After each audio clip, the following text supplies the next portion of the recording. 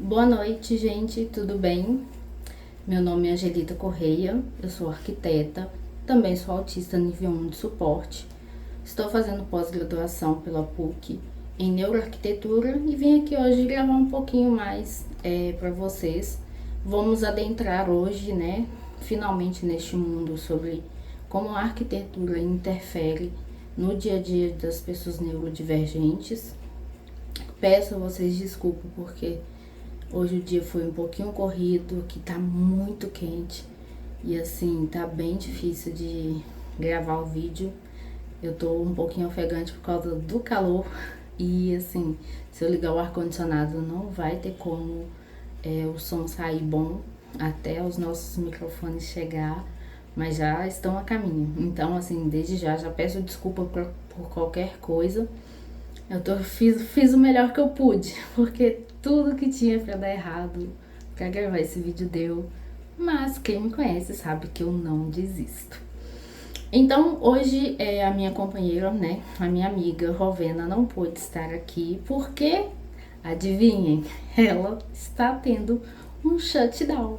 Porque ela teve um problema emocional ontem e com isso ela não conseguiu estar aqui gravando, né, o vídeo comigo. Ela desde cedo já tinha me avisado, pedido desculpa. Inclusive a gente ia marcar o vídeo na sexta, não deu, no sábado não deu, no domingo não deu.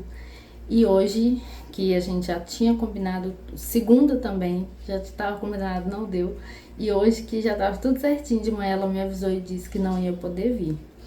Isso cai bem para vocês verem como é a realidade, né, do autista nível 1 de suporte. A gente, mesmo estando em crise, precisa estar produtivo. Então, assim, se ela não estivesse de férias, ele teria que estar trabalhando mesmo com um problema emocional que está atrapalhando o dia a dia dela, né? Então, isso serve para refletir que o autismo nível 1 de suporte, ele sofre muito essa questão, né? De você ser produtivo no dia que você não tem condição emocional ou mental, psicológica. O sofrimento, ele é real. Então, é claro que, né, desde o primeiro vídeo nós deixamos bem claro que nós respeitamos todos os níveis de suporte, de autismo, nós estamos aqui para falar sobre todos eles, mas a realidade que a gente pode mostrar é a nossa de nível 1 de suporte, porque o que nós vivemos é o autismo nível 1 de suporte. Então a nossa realidade a gente mostra no dia a dia e as outras a gente só tem como falar, né? Como dar exemplos de pessoas que a gente conhece, convive, ou coisas do tipo. Hoje eu também vou precisar do meu amiguinho Einstein, o meu famoso tablet. Ele vai me ajudar um pouquinho a guiar o vídeo para tentar não ficar tão extenso igual o último, né? Porque ficou gigantesco. E também porque, como deu muita coisa errada e o autista, ele quando sai do roteiro, ele dá um apagão na memória. Meio que isso aconteceu agora à tarde. Eu perdi totalmente o foco do que eu iria falar, mesmo sabendo exatamente o que precisava ser dito, porque o roteiro está pronto desde a semana passada. Então, de vez em quando vocês vão me ver abaixar um pouco mais os olhos, porque eu vou estar acompanhando, né, o roteiro que está aqui descrito no tablet. E também já peço desculpas, gente, eu estou me coçando muito, porque eu estou muito ansiosa esses dias. Também é uma característica do autismo nível 1 de suporte. Eu não consegui secar o cabelo, então assim, o calor, ele realmente é insuportável pra gente que é autista nível 1 de suporte, como vocês podem ver no vídeo anterior. Lá eu citei vários exemplos e hoje vocês estão vendo aqui na prática como é o calor para um autista nível 1 de suporte. Eu estou assim derretendo, a maquiagem parece que está asfixiando os meus poros, mesmo estando básica. A roupa, eu tinha vestido uma outra blusa, mas eu não consegui ficar com ela, gente, porque além dela ser de tecido sintético, ela ainda tinha uma gola no pescoço e aquilo parecia estar me enforcando. Então, assim, hoje o vídeo tá muito vida real. Eu não sei se pra vocês isso ser bom ou ser ruim, mas é a pura realidade do que a gente vive. Então hoje, assim, o vídeo tá extremamente vida real. eu estou me coçando muito de ansiedade, que é uma coisa também muito característica da gente, né? Autista nível 1 de suporte. É a gente ficar assim, se coçando porque tá ansioso. E eu tô ansiosa porque deu tudo errado pra mim gravar o vídeo que já tava tudo certo pra gravar ontem. Mas aí teve que ser adiado pra hoje e eu só consegui parar pra gravar agora à noite. Então, desde já peço desculpa a vocês, né, por tudo isso. Mas é bom que vocês também veem, né, a nossa realidade verdadeira, bem, né, assim, nítida. Hoje eu quero começar o vídeo fazendo um questionamento, né, para cada um de vocês. Antes da gente falar sobre estética, né, da arquitetura, da reforma, da beleza, né, da arquitetura, porque muitas pessoas elas pensam na arquitetura como algo belo, elas esquecem da função da arquitetura. Não adianta você ter uma casa linda, maravilhosa, mas que ela não funciona para você, é o que eu tô cansada de dizer para os meus clientes. Então, eu sempre procuro nos meus projetos saber a realidade do dia a dia deles para mim poder estar estabelecendo essa rotina, né, dentro do projeto, para eles poderem ter mais conforto, mais facilidade. Não adianta nada você querer ter um armário planejado até o teto se você tem 1,60 m igual eu. Então, não tem utilidade, não tem função. Eu brinco que na minha casa os meus armários vão ter todos no máximo 1,60 m e 70 no máximo, porque é onde eu alcanço. Pra que eu vou querer um armário mais alto do que isso, né? Pra ficar guardando as coisas e vão ficar lá acumulando sujeira. Então hoje o questionamento que eu deixo aqui pra vocês é: antes da gente falar de estética, de reforma, de arquitetura, a gente precisa falar da sensação. A Rovena poderia completar melhor, né, sobre a questão da ambiência, que a gente chama, né, a sensação de ambiência, que é aquele clima que fica, né, quando a gente entra num ambiente, a gente percebe, nossa, que ambiente escuro, que ambiente carregado, ou que ambiente gostoso, que transmite paz, que transmite alegria. Isso tudo é ambiência. E a arquitetura e a neuroarquitetura estão intrinsecamente ligados uma coisa com a outra nesse sentido. E a pergunta é: quando você entra num ambiente, como esse ambiente faz o seu corpo se sentir? Você se sente mais confortável? Você se sente mais cansado? Você se sente com, sabe, aquele corpo pesado que parece assim que, nossa, eu não acredito que eu tô voltando para casa? Aquela sensação de que você sabe que você vai chegar, vai encontrar uma casa barulhenta, uma casa desorganizada, uma casa que não tem a sua cara, que não tem conforto, que não tem um conforto acústico térmico, né, seja qual deles for, todos eles são muito importantes. Então, assim, eu quero, né, iniciar o assunto da neuroarquitetura perguntando isso para vocês.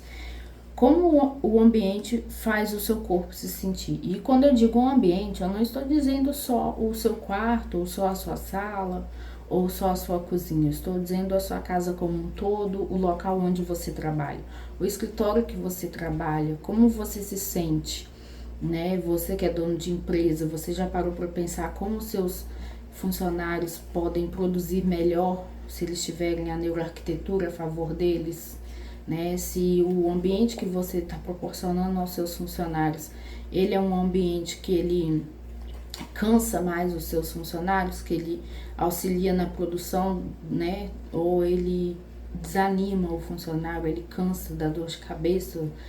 Tem inúmeros ambientes que, por falta de ergonomia, né, que também é uma questão da neuroarquitetura, acabam adoecendo, né, os profissionais. Então, assim, é uma questão, né, dos empresários, né, a pensar o que o meu local de trabalho está fornecendo para o meu profissional é suficiente para ele estar confortável no ambiente de trabalho, ou que o meu ambiente que eu forneço ao meu funcionário, ele está fornecendo pior, faz ele sentir mais cansativo, faz ele ser menos produtivo.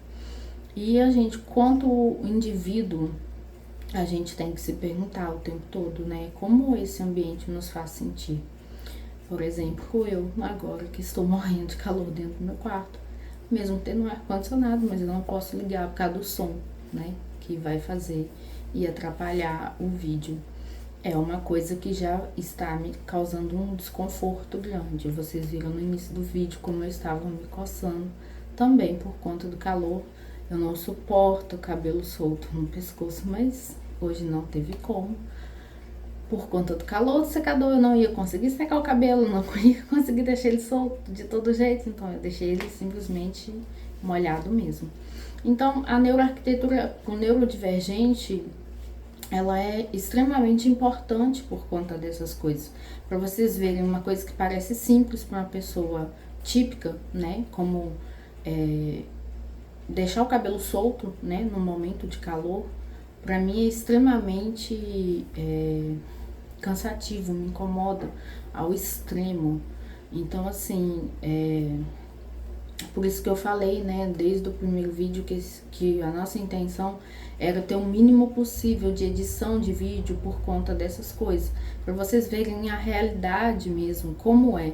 Porque seria muito fácil eu vir aqui gravar o vídeo toda bonita, no ar-condicionado, como se nada estivesse me incomodando, mas não, gente, eu já estou incomodado com o calor, eu já estou incomodado com as dobras dos meus braços, colando, né, já de suor. Eu já estou extremamente incomodada com a roupa que eu estou vestindo, porque eu estou morrendo de calor.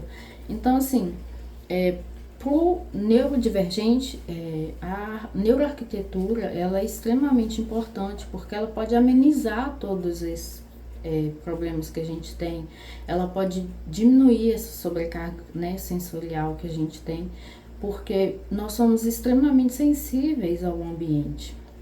Então, muitas vezes a gente chega num local, o local está refrigerado, tem ar-condicionado, já aconteceu comigo, mas o barulho do ar-condicionado está me incomodando. Então, ali já tem uma sobrecarga. Pra gente que é neuroatípicos, né? Eu não gosto muito de usar essa palavra, neuroatípicos, eu prefiro neurodivergentes. E então, assim, é um lugar que tava, né, com a temperatura adequada, mas o som, né, já não tava tão adequado assim.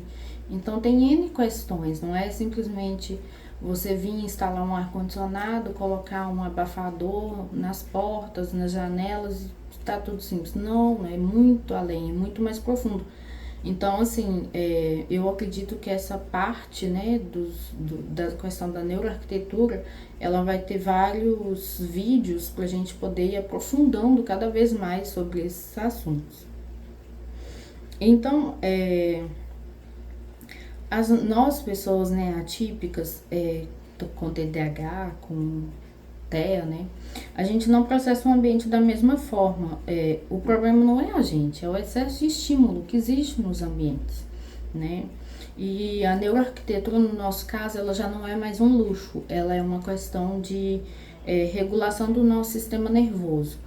Quanto mais o ambiente estiver confortável, mais regulado a gente está. Quanto mais previsível for esse ambiente, quanto menor for as mudanças desse ambiente, mais estável vai estar o nosso mental, mais estável vai estar o nosso emocional, a nossa sobrecarga, a nossa sensorialidade sobre esse local. Então, quando a gente entra num ambiente, né, esse ambiente ele te deixa mais calmo, ele te deixa mais alerta. Eu, por exemplo, tenho um costume, né, uma mania, né, na verdade, de todos os lugares que eu vou sentar de frente para a rua. Eu tô sempre atenta, né, aos movimentos.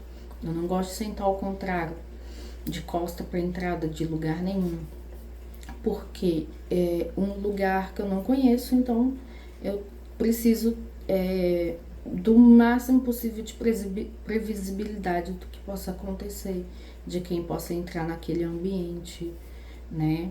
Então, assim, o ambiente também, ele tá te trazendo foco, ele tá te dispersando, ele tá te deixando relaxado, ele tá te deixando em modo de defesa.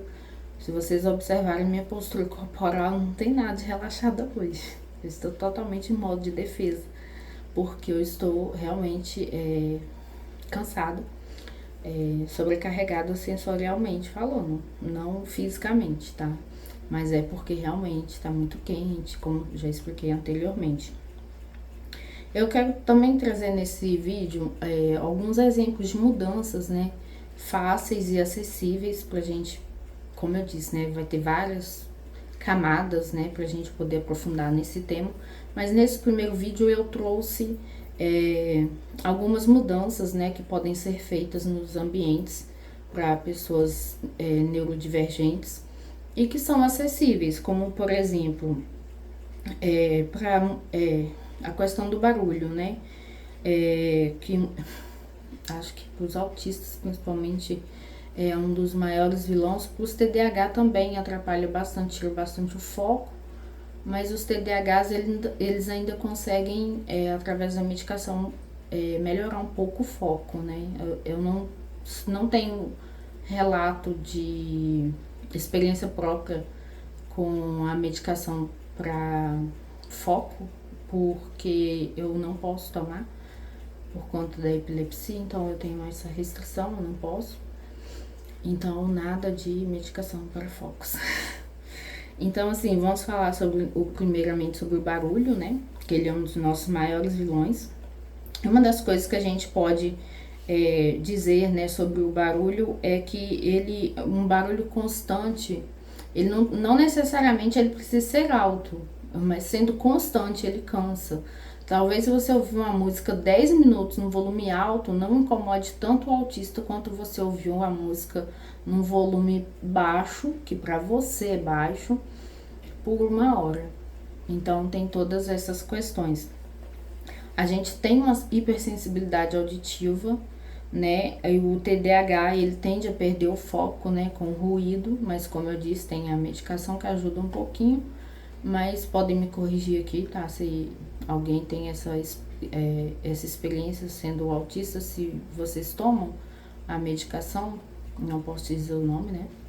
Mas eu não tenho essa experiência, então pra mim não adianta. E os TDAHs, por favor, deixem aqui o relato de vocês, tá? Sobre o barulho, mesmo estando medicado, como que funciona pra vocês, porque realmente não é minha experiência e nem da Rovena. Uma das soluções, né, algumas das soluções que a gente trouxe, né, pra gente tá mudando um pouco o ambiente, melhorando um pouco, né, através da neuroarquitetura, essa questão do barulho para os neurodivergentes, são cortinas de tecidos mais pesados, aquelas cortinas de blackout, elas ajudam na questão da claridade, mas elas também permitem a passagem maior, né, das ondas sonoras. Tapetes, né, o barulho, para amenizar mesmo, né, o barulho dos passos no chão, principalmente quem mora em apartamento, né, geralmente o morador de cima incomoda muito, né, quem mora embaixo, sendo autista ou não, mas quando é autista é pior ainda, porque realmente o barulho dos passos da pessoa incomoda. Aqui onde eu moro, às vezes eu acordo de madrugada com o meu vizinho andando. Eu sei direitinho que ele tá saindo do quarto e indo pro banheiro, por conta dos passos. E eu nunca estive no apartamento dele, mas eu sei que ele tá saindo do quarto e se dirigindo ao banheiro. Pois logo em seguida vem o barulho da descarga, né? Feltros adesivos, né, nos pés das mesas e das cadeiras para evitar de ficar arrastando. Gente, isso aí, nossa, parece que atravessa a minha alma quando acontece algo desse tipo. Mas a pessoa tá no lugar e ela arrasta a cadeira, parece que aquilo ali tá cortando a minha alma no meio. E eu, geralmente, se eu puder, você quer ajuda para poder carregar, que às vezes realmente é muito pesado, eu ofereço ajuda. Porque o barulho, assim, parece que ele tá entrando no cérebro e tá, assim, realmente ele incomoda extremamente, sabe? Chega a ser dolorido. Os autistas sabem disso, que o barulho, ele dói. As pessoas que não são neurodivergentes, elas podem não entender isso, mas nós, autistas, a gente sempre fala, o barulho pro autista dói.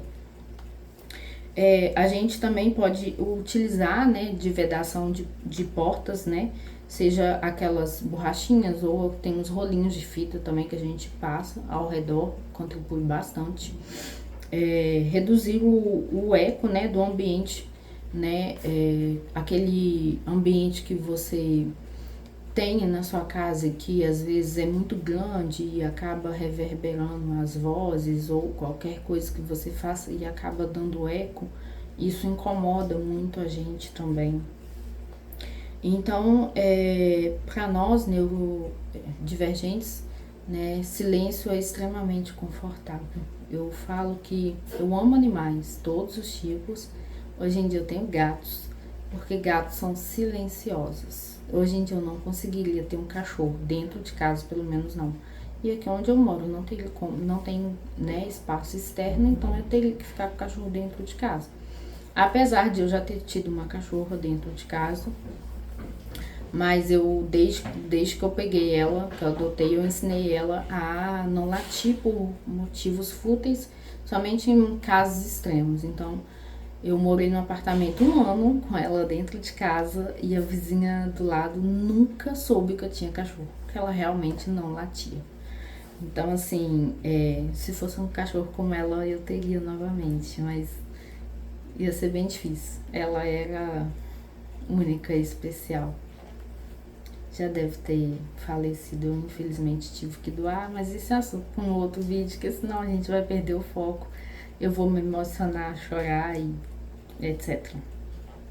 Vamos falar também da iluminação, né? Gente, para os neurodivergentes, iluminação menos é mais. Quanto mais luz branca, quanto mais o ambiente for iluminado, quanto mais tiver luzes coloridas, gente, pelo amor de Deus. Nada daqueles LEDs coloridos. Isso acaba com a gente. Então, assim, a luz branca e forte, ela hiperestimula o nosso cérebro, que já é hiperestimulado, principalmente de um TDAH. E o que eu disse, né, as lâmpadas coloridas, piscar, reflexo, brilho, tudo cansa muito. Então a mente da gente no fim do dia, principalmente no ambiente corporativo que utiliza muita luz branca, a gente está extremamente cansado e você pode ter, vou chutar uns 90% de certeza. Você pode perguntar para todo autista que você tem na sua empresa ou que você convive com ele, né? Seja seu marido, seu esposo, seu filho, escolas que utilizam luzes brancas também. Gente, pergunta pro filho de vocês, no fim do expediente, no fim da aula, a cabeça parece que tá explodindo de dor, porque ela hiperestimula a nossa mente, que já é hiperestimulada. Então, assim, uma das soluções acessíveis, assim, isso são bem fáceis. Eu fiz aqui na minha casa e fez toda a diferença. Trocar lâmpadas frias por quentes, principalmente em sala e quartos, principalmente. Usar abajur e luminárias, né, ou luz indireta perto da cama. Geralmente aqui em casa, quando vai anoitecendo, eu já vou desligando as luzes e deixo só as luminárias quentes ligadas, já até mesmo para ir entrando no ciclo circadiano. Ai, gente, eu esqueci a palavra, me desculpa, mas hoje minha mente realmente ela tá desse jeito. Então, no ciclo do sono, tá? Pra facilitar. Então, assim, vocês também podem evitar, né, luz direto no rosto ou nos olhos, igual eu tô usando aqui o ring lighting, tá? Tipo, é só pra gravar vídeo mesmo, é uma tortura. Gente, também aproveitar a luz natural sem excesso. E as pessoas, elas têm um conceito de achar que, vamos, né, colocar janelões, portas de vidro, claraboias, tá ficando muito na moda, claraboias, né, em quartos, em banheiro, tá virando modinha na arquitetura. Mas para nós neurodivergentes, a luz natural em excesso também, ela traz desconforto, porque geralmente a gente fica assim, para tentar reduzir né, o desconforto ocular que a luz traz, porque realmente é uma luz muito intensa e a gente tem essa dificuldade, né, com a luz intensa. É uma coisa, próxima coisa, né, que eu vou estar falando sobre as cores e informações visuais. Para nós, neurodivergentes, muitas cores, muitos objetos, muitos estímulos visuais em excesso gera irritação, exaustão, né? Quando tem muitos objetos, a gente fica perdido sem saber para onde olha. Então, assim, tem essa disputa de atenção. Então, quando tem muitas cores, o cérebro entra muito em alerta. Então, tentar ao máximo utilizar cores mais neutras, diminuir objetos expostos. Eu tenho isso de diminuir objetos expostos. Eu geralmente vou colocando tudo dentro de gavetas. Então, assim, eu tendo a diminuir a quantidade de coisas que estão à minha vista. Tanto é que se eu estiver trabalhando na minha área de trabalho, eu não consigo trabalhar com várias coisas ao meu redor. Então eu tiro tudo o máximo possível.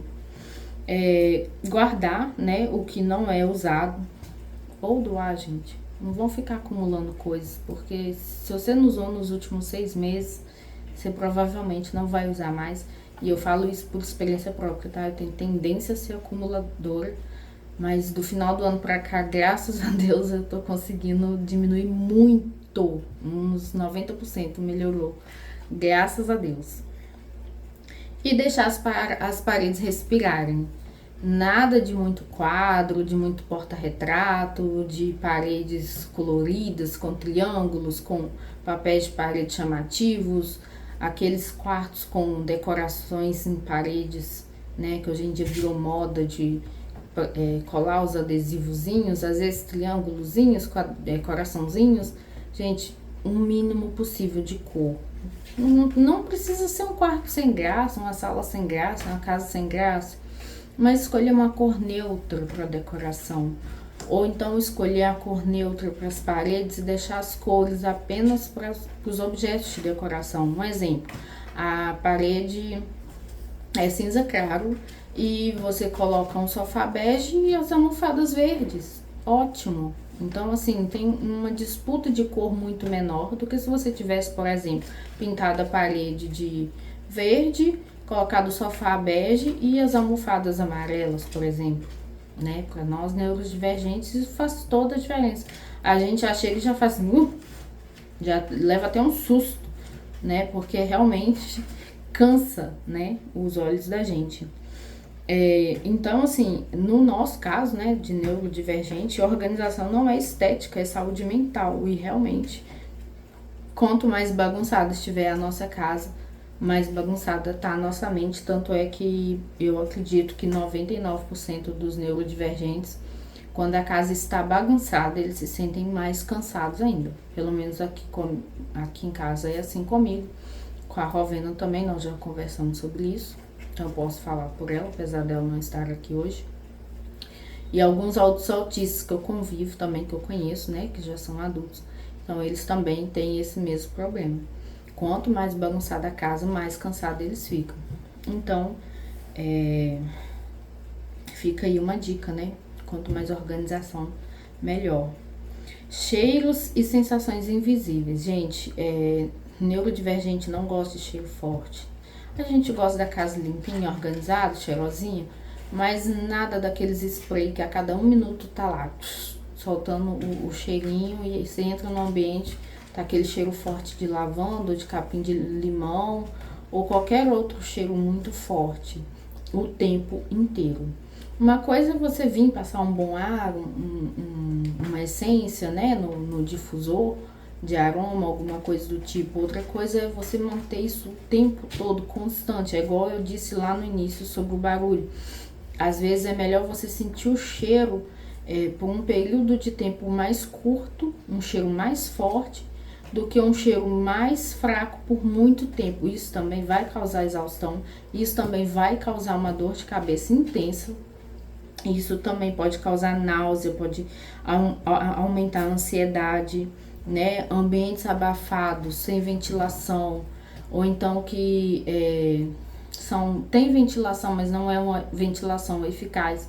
A arquitetura está aí para isso. Nós estudamos na hora de fazer um projeto qual vai ser a melhor forma de alocar janelas para poder aproveitar melhor a ventilação. Então, assim, a arquitetura não é só construir casinha, gente, tem muita técnica, tem muita coisa por trás. Inclusive, essa semana eu estava ouvindo, né, uma conversa e a mulher, né, a dona da casa, estava reclamando sobre a umidade da casa dela, que não acaba, né, não tinham conhecimento, não contrataram uma mão de obra adequada, não fizeram um projeto, não contrataram um arquiteto, um engenheiro. A casa foi construída em cima de umidade, sem impermeabilização, e hoje a cada 6 meses, isso é uma fala dela, a cada 6 meses ela paga para pintar e tirar o mofo, mas isso não resolve. Então eu me apresentei para ela, disse que eu sou arquiteta, eu falei com ela que eu poderia estar ajudando ela, fazendo uma consultoria na casa dela e a gente tentar diminuir, né, ou acabar definitivamente com esse problema, né, porque é um gasto, igual eu falei com ela, né, a cada 6 meses você vai pagar o pintor, ele vai lá, pinta, faz o que tem que fazer, e daí a 6 meses você vai gastar dinheiro de novo, tinta de novo, e isso vai ficando pior.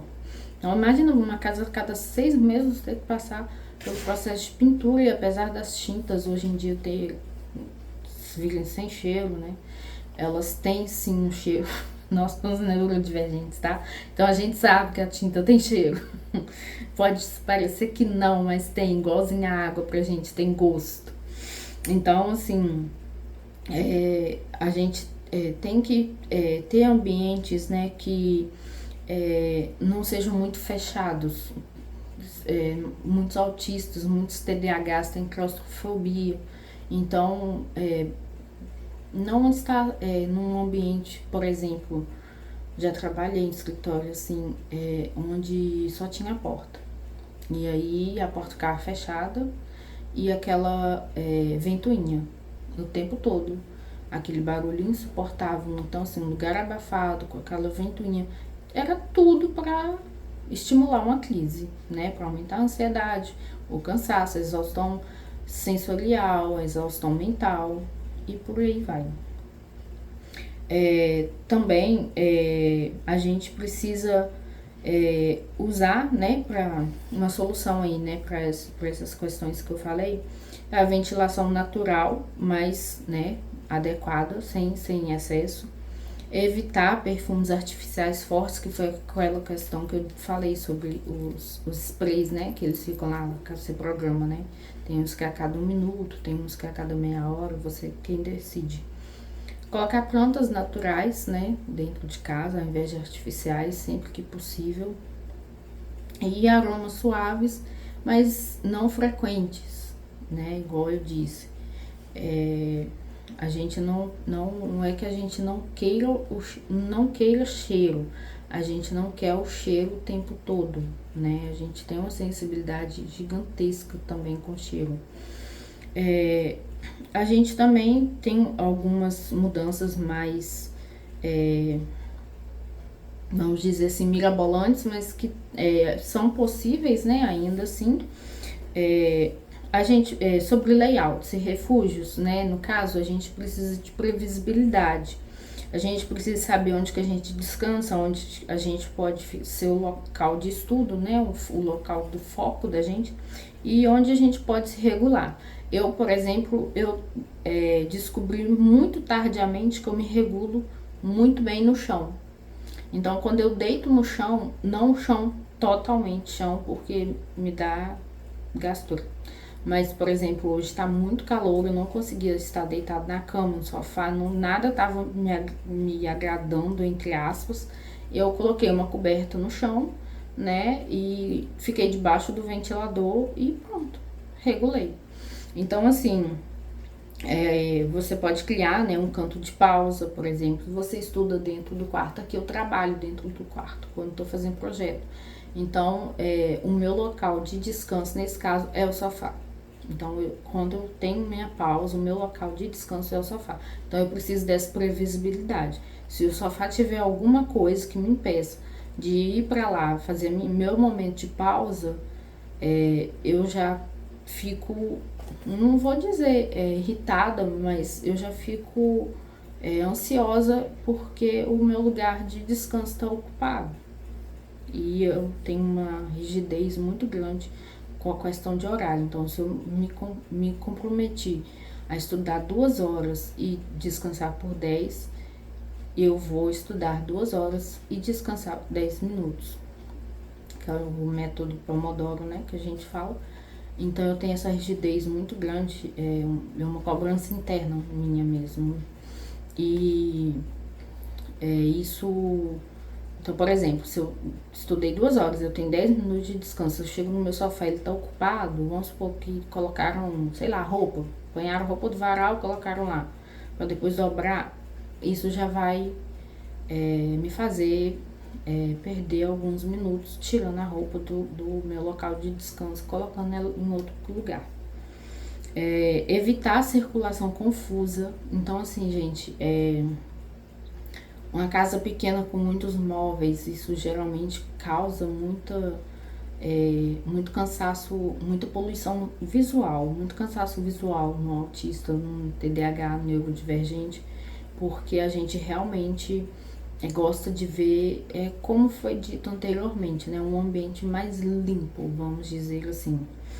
Os móveis mais bem posicionados, sem bloquear a passagem, isso é essencial. Aqui em casa eu tinha muita dificuldade com isso, pois quando eu mudei aqui é bem pequeno e eu tinha uma dificuldade muito grande com a mesa, o local que a mesa ficava e o sofá.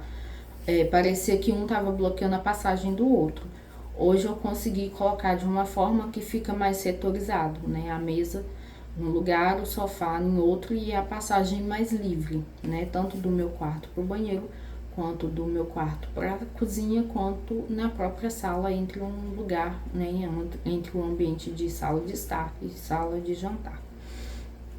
Ter espaços definidos, né? Diferentes, né? De descanso, de trabalho, de estímulo. E sim, nós também precisamos de estímulos. Geralmente os hiperfocos da gente, mas a gente também precisa, né? A gente também não é uma pessoa que fica ali o tempo todo parada, olhando pro tempo, assim.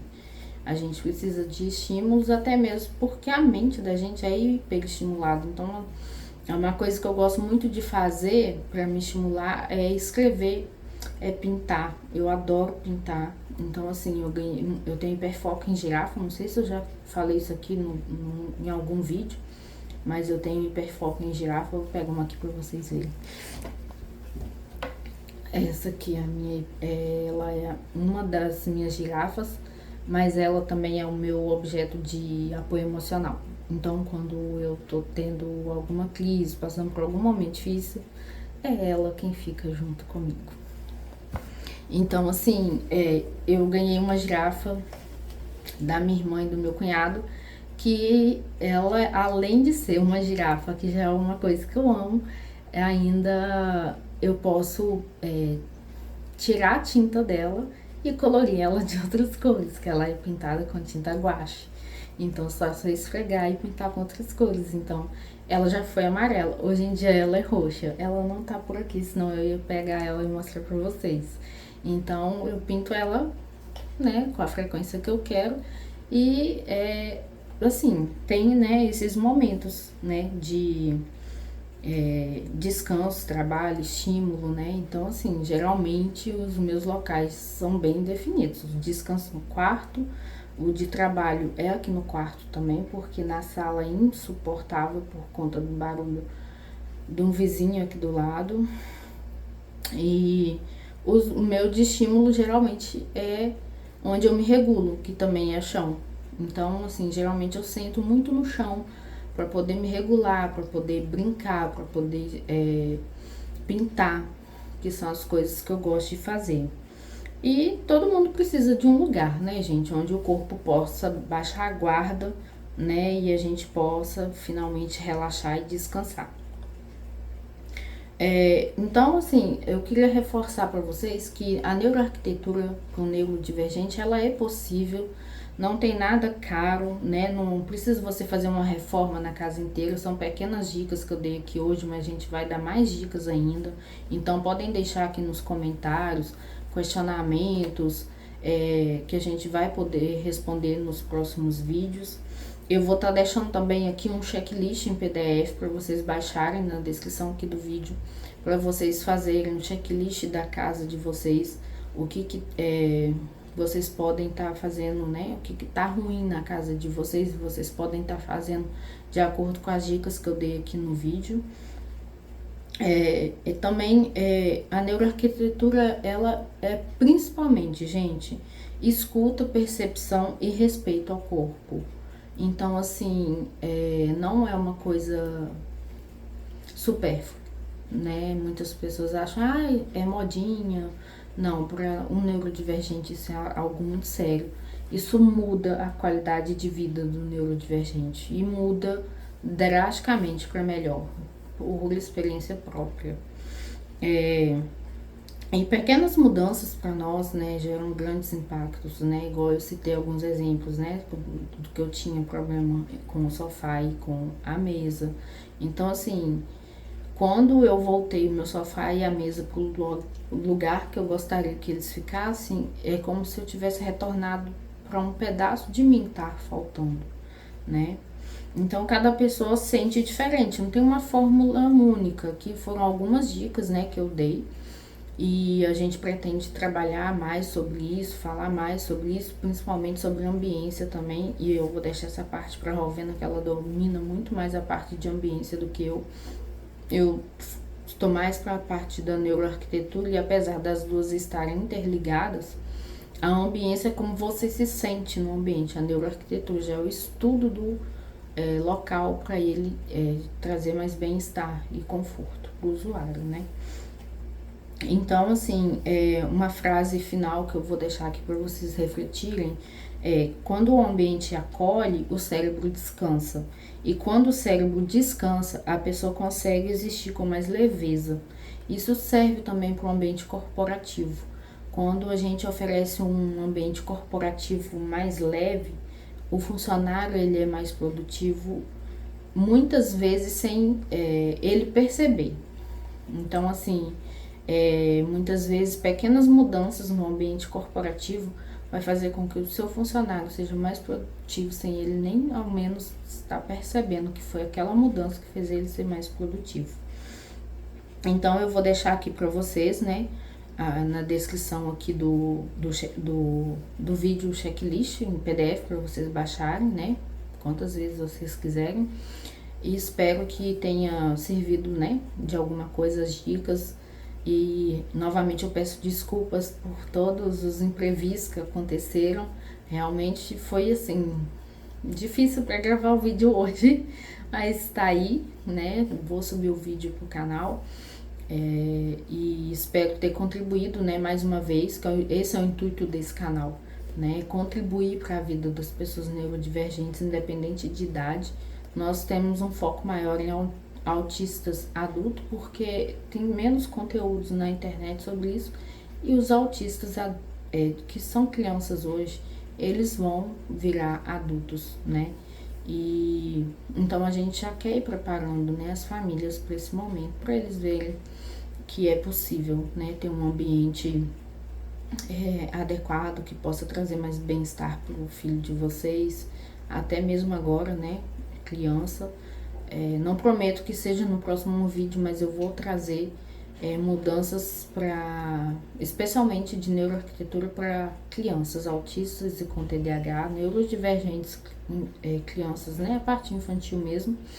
Então, não prometo que vai ser no próximo, mas eu vou trazer, inclusive, várias sugestões de quartos, né, infantis, para poder ter essa fase, né, no próprio quarto, entre o descanso, essa transição, vamos dizer assim, leve, né, entre o descanso e o estímulo, porque o autista, muitas vezes, quando ele é criança, ele gosta muito de ficar no quarto, né, ele se entretém muito dentro do próprio quarto, dentro do próprio ambiente, que é um lugar que ele se sente seguro. Então, eu vou estudar o máximo possível as viabilidades de trazer essas mudanças de forma menos, vamos dizer assim, custosas financeiramente, né? Dicas para vocês já irem colocando em dia. E se vocês tiverem interesse em fazer um projeto, né, de uma reforma, ou um projeto já do zero, né, com neurodivergente, uma casa com neurodivergente, podem entrar em contato conosco também, né? Eu vou deixar o nosso link aí também para vocês entrarem em contato conosco, que nós também fazemos projeto para neurodivergentes. É um prazer para nós, inclusive, poder ajudar a melhorar a vida das pessoas. E é isso, eu vou me despedindo porque acho que eu tô assim no meu limite do calor. Então, eu espero que vocês tenham gostado. Podem deixar aqui embaixo os comentários. Não esquece de curtir, de seguir o nosso canal, nos ajudar aí a divulgar, né, o conhecimento para as outras pessoas. E deixa aí seu like, né? Se vocês gostaram, deixa nos comentários se gostaram, se não gostaram, o que pode melhorar. E como eu disse, né, desde o primeiro vídeo, a tendência é não termos edição nos vídeos, tá? Para vocês verem a realidade, igual foi no início do vídeo. Então, espero que todos tenham gostado. Anotem aí as dicas. Não esqueçam de baixar o PDF para vocês fazerem um checklist do que pode melhorar ou não. E seguir as dicas que foram dadas aqui no vídeo. E qualquer dúvida é só deixar nos comentários que a gente vai respondendo à medida que a gente conseguir. Que a vida da gente também tá uma correria ultimamente. No mais, eu agradeço a todos a atenção. Agradeço a todos por, né, tá nos seguindo, por estar curtindo aí o nosso conteúdo. Muito obrigado. E eu deixo aqui o muito obrigado pela minha companheira Rovena, que hoje infelizmente não pôde estar aqui comigo gravando esse vídeo. Espero que vocês tenham gostado e até a próxima. Fiquem com Deus.